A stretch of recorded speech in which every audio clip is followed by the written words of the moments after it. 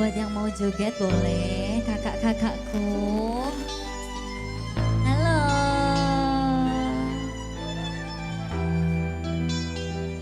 Bareng Osaka Musik.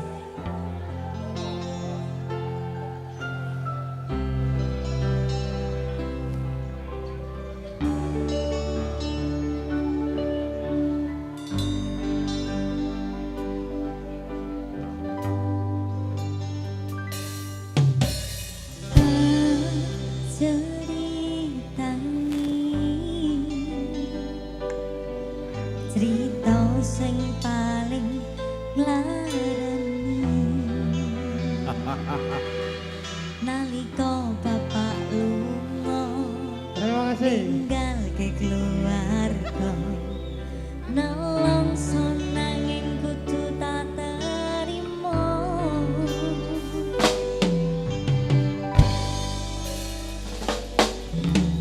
sing gawe tambah wong tuwa ana kaya ra ono nganti kasih sayangi sing kaya jaliyane bapak ibu bingung dhewe-dhewe yo yen pancen kudu pisahan aja nganti anak dadi korban berjuang ning dalan dhewean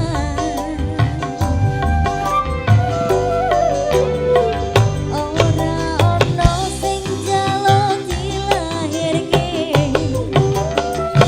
ning keluarga sing koyo ngene tanpa panane kabeh kanane yen pancen ngene iki takdire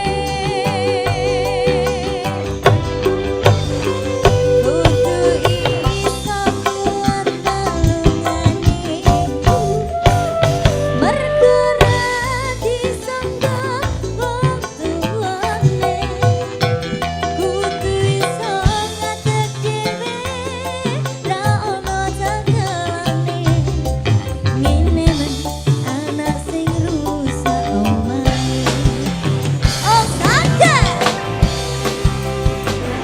ada public studio single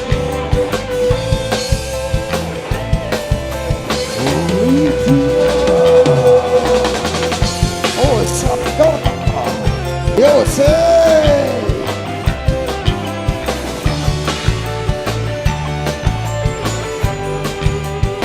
Ayo dong. yen pancen kudu pisahan aja nganti anak dadi korban berjuang ning dalan dhewean ora ono sing jaluk dilahirke ning keluarga sing koyo ngene tanpa panane kabeh kanane yen pancen ngene iki takdire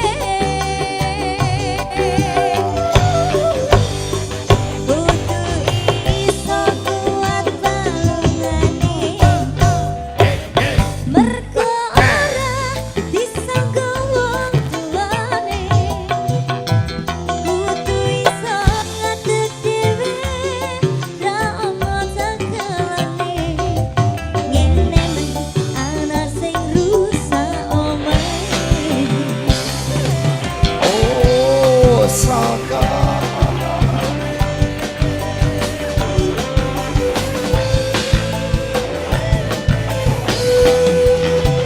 oh sana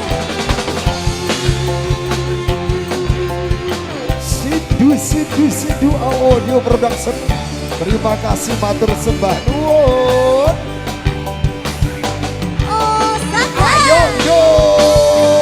yen pancen kudu pisahan aja nganti anak dadi korban berjuang